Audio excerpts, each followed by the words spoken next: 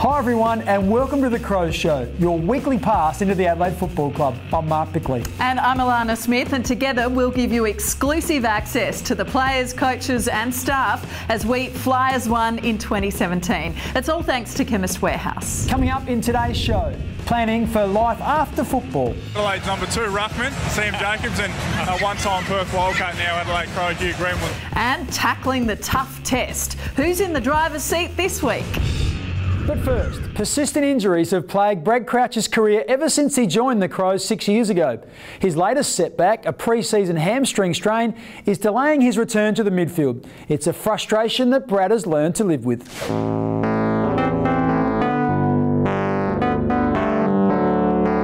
He got it from down centre, Brad Crouch across with the smother. That's a good response for him. Definitely easy to get negative about it, and definitely over the last couple of years I've had times where I've been very negative and very frustrated and just couldn't understand what was happening to me, but I'm at the stage now where I've actually put things in place where I just try and stay positive as I can, and I know that I've got a big role to play in the footy club this year. And one thing for me has probably been the experience I've had with some of the injuries as well. I've been through a lot now that I do know how to deal with disappointment, and I'm at the stage now where I think I can come back a lot stronger. It's probably been 7 or 8 weeks now since I've had another hiccup, and I'm now feeling very confident in it, and starting to come good, and starting to get ready to play footy. Back to Crouch, great running, Brad Crouch gets his first. I virtually did every session before Christmas. I missed a few weeks after Christmas, but I've virtually been running the whole time. I'm now still feeling very confident. I've probably had a bigger pre-season over the last couple of years anyway, so I'm going to be here for 4 years, and I just want to be part of success. I want to be part of a strong culture and strong footy club, and best way of doing that's been out there playing with the boys, and I can't wait to get back out there. It's now with Brad Crouch, who can steady off a couple of steps after the pirouette. He finishes well. As long as I'm playing footy, I'm happy. I get back to my best before I play AFL, and personally for me, I just want to enjoy my footy and enjoy being out there. I don't have any huge goals or anything like that. I think as a team, I think we can definitely go places. So for me, I just want to enjoy myself and enjoy playing footy. Since debuting in 2013, Brad has been limited by injuries to just 41 games. Well, we all watched with great excitement as the Crows women's team claimed the inaugural AFLW Premiership. It was an extraordinary effort and well done to everyone involved. But Coach Beck Goddard and her players have also shown themselves to be just as talented away from the playing field, particularly when it comes to the world of music. Right before round 1, I asked the girls to give me a song that they would like to hear in the change rooms before every match, and DJ Goddard would create a playlist. I can't say that I agreed with all of their choices in music, and I certainly forced a little bit of mine on them as well, and same with Erin. She and I have some similar tastes in music, so John Farnham featured pretty heavily right from the start with the two of us. I like the way you work it, no diggity, gotta light it up now. We know we've got some quite fine musicians amongst us, and when we got to the Gold Coast a couple of days early for the grand final, Shelley brought a guitar with her, our head trainer, and the girls just got together and sang the next 2 days away, really. And as soon as they started singing together and sitting around like that, I thought, oh, gee, we're going to be hard to beat. I think it started with a bit of relief to start with. That was the main feeling, and I was just so happy for the girls. So much work that they put in, and some of them, they've just come from such diverse backgrounds, and the diversity is actually what's made our group work. We've got some class footballers, there's no doubt about that, but everybody brings something to the group that's a little bit different from the others, and we got the balance right, I suppose, when we drafted them, and we knew that they were all capable footballers, but we weren't quite sure how it will work together, and culturally we've achieved something that can sometimes take clubs 10 years to achieve. Certainly for me, being a good person, you had to be a good person first before we even looked at drafting you. There were people that came across our books that we looked at and went, oh, they're superstars, absolutely unbelievable footballers, but that's not going to work if you're not a good person. So you only have one chance at setting up right to start with, and I was going to be damn sure that we set it up the right way and got the right people, and then good football comes after that. Hey, hey, hey, hey. I've started playing guitar when I was 6 in a church group in Canberra, so I was self-taught, just a few chords and Here I Am Lord, those types of hymns. I think when they all give up their day jobs, they can start their own girl band. There's no rest for the girls. They all go back to their local clubs, no doubt still celebrating. When Alana returns on The Crows Show, the mercurial Darren Jarman. Has anyone ever made it look so easy? And tantalising the taste buds.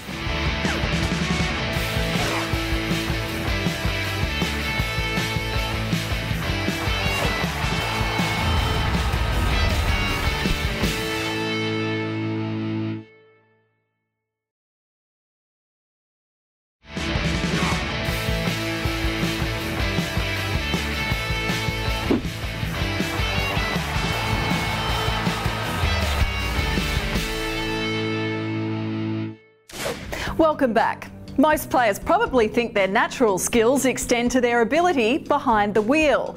Well, to prove whether or not that's true, we put them in the driver's seat of the Toyota Hilux and through a challenging four-wheel drive course at Saunders Gorge outside Adelaide. Last week, it took Andy Otten just under 3 minutes. Let's see how Richard Douglas goes with a little help from a backseat driver.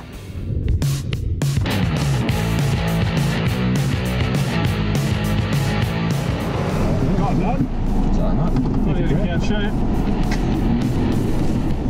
Settle down, mate. Oh, rightio. Get it around, Doug. Oh, look at that. Oh, that's close. Nice. Feel sorry for whoever buys this Hilux. Jeez, man. Rightio. Let me know, will it? Yeah, that's a bit quick.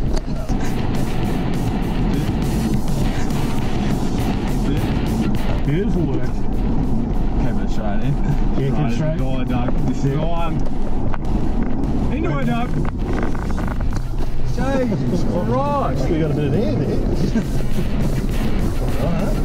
Alright, Doug. One more task. Got to get it down now. Nice and straight. Hopefully one piece. Set it up well. Little launch at the end, very nice in the car park. Righto. I've done a bit of forward driving my time, but it was nice to come out here on a hot day and do it with the boys, and with Toyota it was fantastic. They say they're unbreakable, so I thought I'd give it a good chance and put it through its paces, and I handled it very well, so I was very impressed. Favourite bit, probably the steep climb at the end, going up there and giving it a bit, it was good fun, so I tried to get some air at the top but didn't quite get there. Yeah, a bit fast on the downhill, so I think he's worried about the axle snapping that or something, but I said to charge it for club, so we should be fine.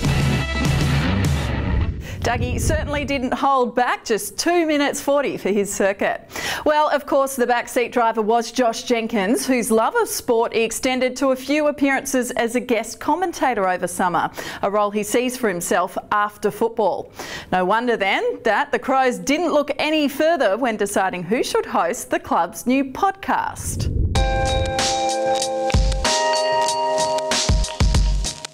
I've had an eye on life after footy from an early part of my career, so been doing some things away from footy to get me ready for that. I'm here with the greatest of all time, Andrew. Oh, that's a big grab.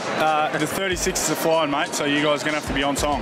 The media is an aspect of that I really enjoy. I like, I'm a fan of all sports, AFL included. I like talking about the game. I like, engaging with people, engaging with fans. So I had to go at Fox Sports, and the NBL were kind enough to give me an opportunity to do some sideline commentary with those guys, and did 4 Adelaide 36er games, and interviewed some players, coaches, some fans, some of my teammates that were at games as well. Adelaide's number 2 ruckman, Sam Jenkins, and one-time Perth Wildcat, now Adelaide Crow, Hugh Greenwood.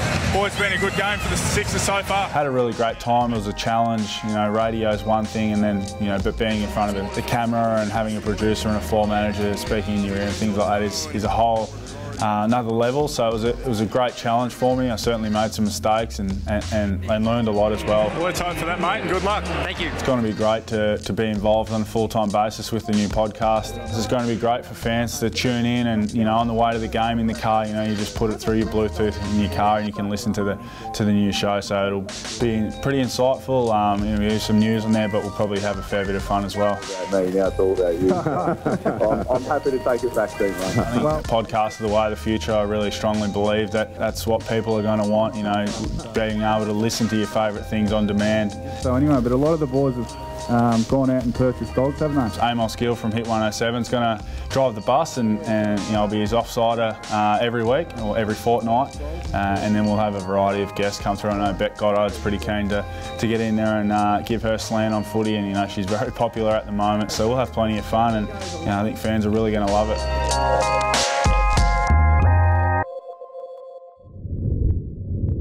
Josh is among those players who scored a goal with their first kick in AFL. That was back in 2012. Now, when players are not training, relaxing or driving off-road, we put them in the kitchen to find out exactly how much they know about food.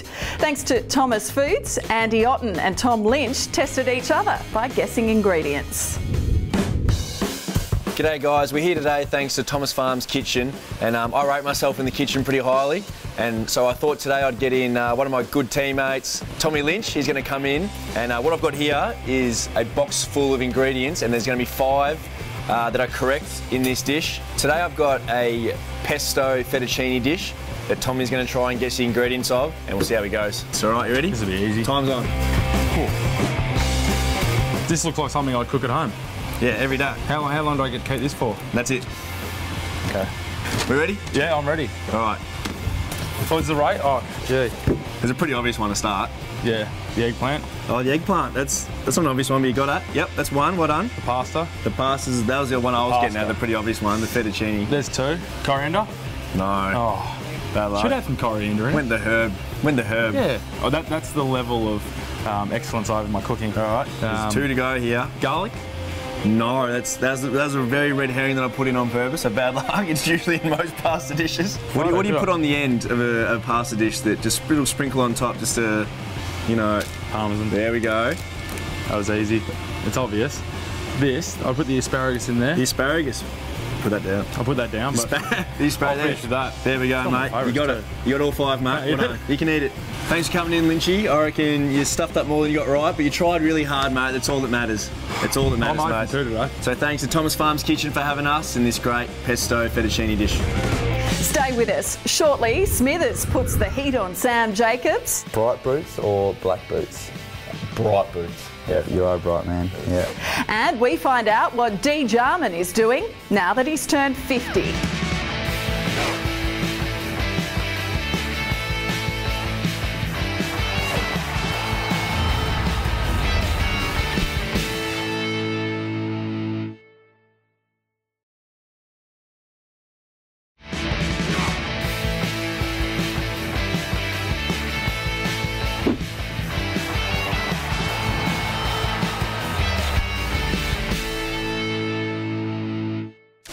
It's hard to know what Brodie Smith enjoys more, beating his opponent or tackling his teammates.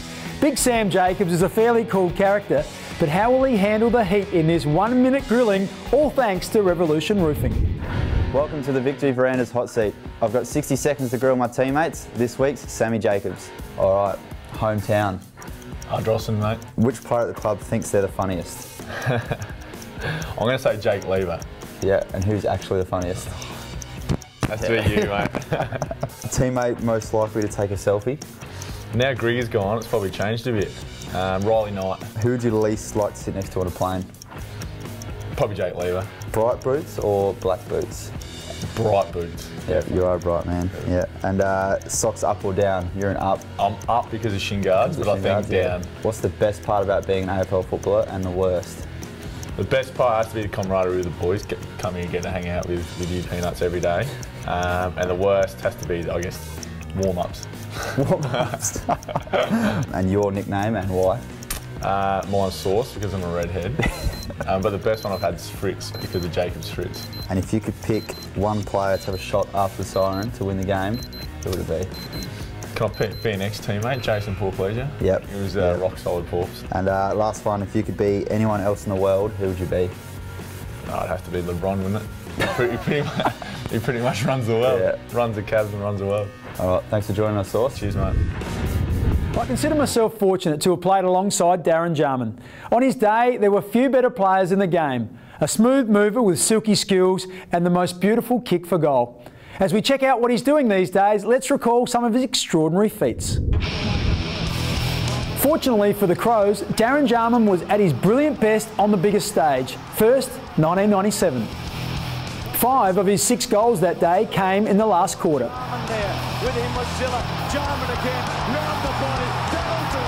Oh, that will do. Then he backed it up the next year with 5 against North Melbourne. South Australia holds its collective breath. Darren Jarman kicks for goal. Darren had already achieved premiership success at Hawthorn, but a stronger force pulled him home. I actually really enjoyed it at Hawthorn, and the main reason, there was a couple of reasons to come back, was family was one, and then to play at the highest level with Andrew. That was the main reason I come back. Darren Jarman, can he kick his 6th? Centering kick from him. Jarman, yes, great mark, Andrew Jarman. Right in front of goal. It's the Jarman boys show this afternoon. Yeah, I got a year out of him, and then Malcolm rocked up and gave him the boot. So he got 12 months.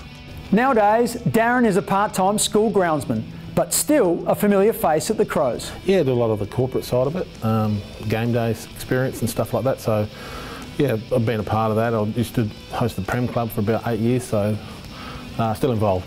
And he keeps a close eye on his rookie-listed son, Ben. Yeah, it's fantastic to have him here, and I'm obviously very proud of him, and he's doing his training and getting there, and hopefully one day he might put on that Guernsey. And maybe one day he can emulate his father. Darren's been inducted into the Australian Hall of Fame and is a member of the Crows Team of the Decade.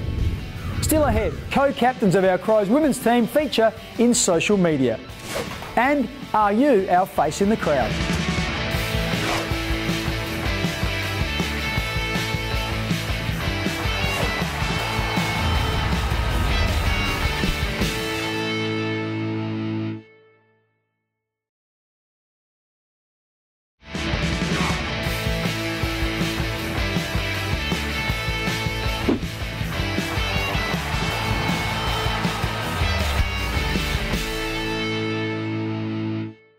Now for our weekly look at some of the highlights from social media. Remember, by joining the Crows on Facebook, Twitter and Instagram, you'll get exclusive insights and breaking news every day.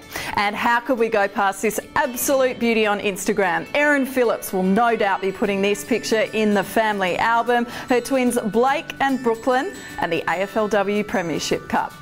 And her excited co-captain Chelsea Randall also made sure the silverware came safely back to South Australia, and it was certainly a stylish arrival as she hung out of the pilot's window with cup in hand. Well, nearly 44,000 turned up at Adelaide Oval for our first men's game of the season last week, but we're looking for just one face to be our weekly winner of the merchandise pack. So, who will it be? Let's settle on you. If you recognise yourself, contact the club via email before 5 p.m. next Wednesday and be ready with some photo ID. That just about wraps up our show, brought to you by Chemist Warehouse. But make sure you join us next week when Andy Otten talks about his successful comeback after missing 960 days. It's been a tremendous effort from him. And don't forget, you can catch up with all the latest news on the club's website, afc.com.au. Thanks for joining us, and we look forward to your company again next Sunday at 11:30 on 7. Bye for now. We'll see you then.